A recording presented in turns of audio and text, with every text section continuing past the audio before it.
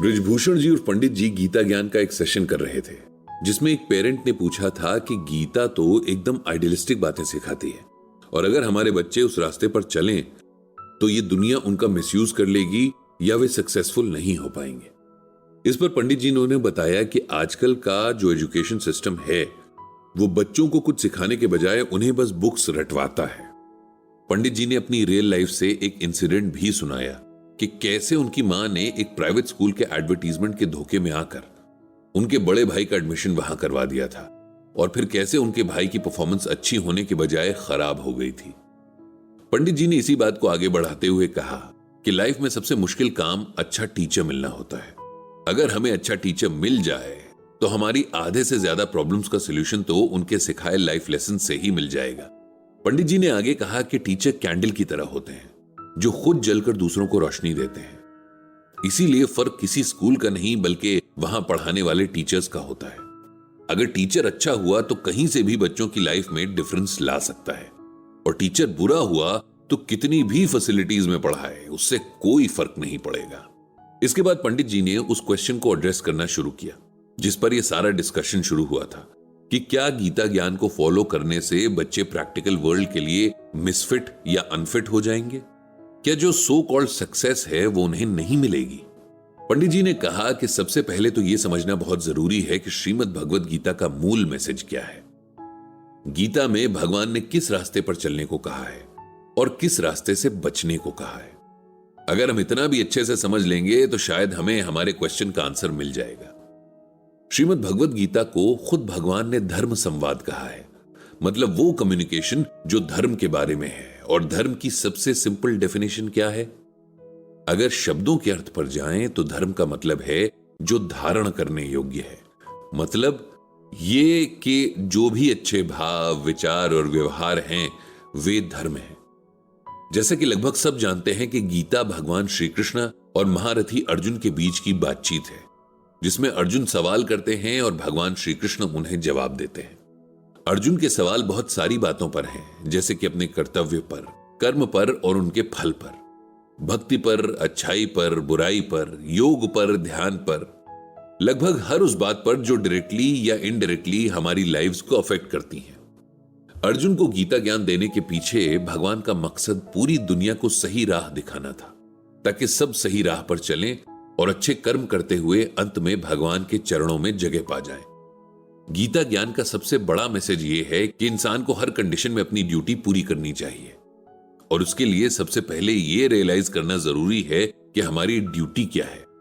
अब एग्जाम्पल के तौर पर अगर हम स्टूडेंट्स की ही बात करें तो उनके लिए अपनी पढ़ाई अच्छे से करना ही उनकी ड्यूटी है, यह चिंता किए बिना कि एग्जाम में फर्स्ट आएंगे या नहीं, या हम नहीं आए तो कौन फर्स्ट आएगा। गीता में भगवान श्री कृष्ण ने निष्काम कर्म यानी बिना स्वार्थ और उम्मीद के अपना काम करते रहने की बात की है। अगर कोई बच्चा इस प्रेशर में पढ़ाई करे कि उसे हर हाल में फर्स्ट आना है तो इस बात के चांसेस हैं कि वो फर्स्ट आ जाएगा, लेकिन पूरी पढ़ाई के दौरान वो हमेशा स्ट्रेस्ड रहेगा और उसका ध्यान सिर्फ अपना सिलेबस पूरा करने पर रहेगा।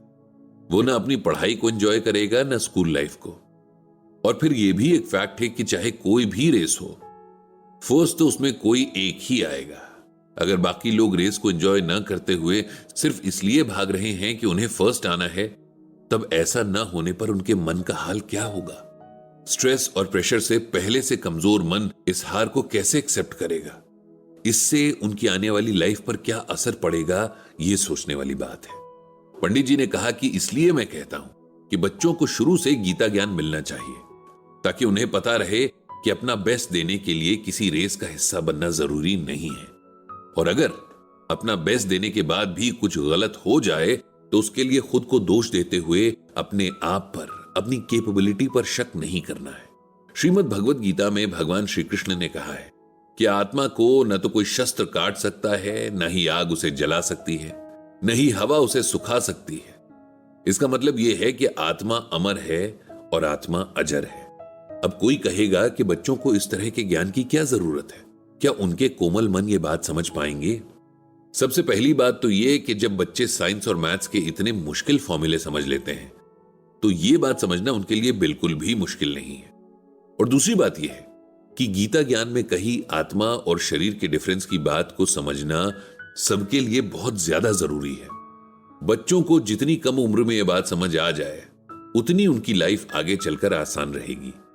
हर किसी की लाइफ में एक्सीडेंट्स होते हैं, हर कोई किसी न किसी को खोता है, और जिन्हें गीता ज्ञान नहीं होता उनके लिए ऐसी लाइफ सिचुएशन से डील करना बहुत मुश्किल हो जाता है। नॉलेज एक हथियार की तरह है जो बेवजह के दुख, टेंशन और डिप्रेशन को हमारी तरफ आने से रोक देती है, और फिर हम बहुत सारे बुरे एक्सपीरियंसेस से बचे रहते हैं। कहते हैं कि बच्चों के मन कोरी स्लेट जैसे होते हैं, उनमें जो चाहे लिखा जा सकता है, लेकिन यह भी सच है कि इस लिखे हुए को मिटाना फिर बहुत मुश्किल होता है। अगर हम स्लेट पर वो बातें लिखें जो भगवान ने हमें खुद बताई हैं, जिन पर चलकर हम एक सुकून और शांति से भरी जिंदगी जी सकते हैं, तो फिर शुरुआत जितनी जल्दी हो वही अच्छा। पंडित जी ने आगे कहा कि बच्चों के लिए कहा जाता है कि उनका मन बड़ा चंचल होता है और उन्हें कंट्रोल करना बहुत मुश्किल होता है। ऐसा इसलिए होता है कि बच्चों के पास एक्सप्लोर करने के लिए बहुत कुछ है। उनके लिए दुनिया में सब कुछ नया नया होता है, इसीलिए वे सब कुछ जान लेना चाहते हैं। अगर बच्चों को मेडिटेशन करना सिखाया जाए तो उनकी ये एनर्जी बहुत अच्छी डायरेक्शन में मोड़ी जा सकती है, और मन को कंट्रोल करने के लिए गीता ज्ञान से बढ़कर कुछ नहीं है। इसके बाद पंडित जी ने श्रीमद् भगवद गीता से ये श्लोक पढ़कर सबको सुनाया।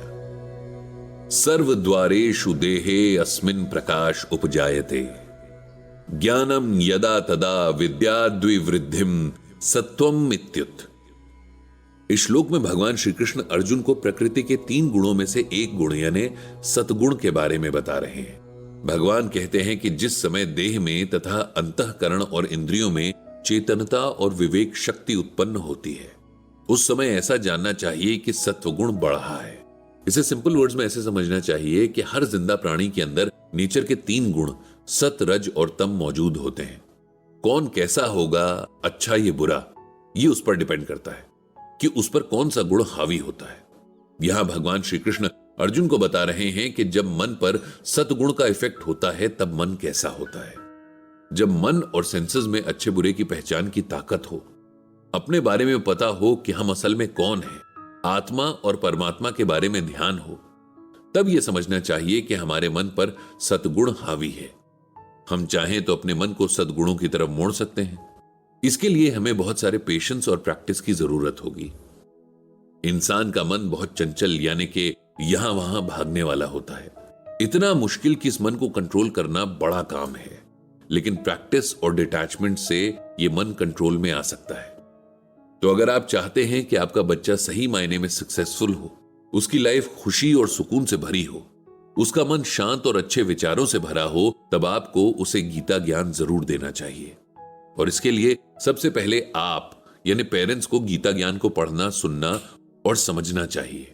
इसके बाद पंडित जी ने भगवान श्री कृष्ण से सबको सद्बुद्धि देने की प्रार्थना करते हुए अपना सेशन खत्म कर दिया।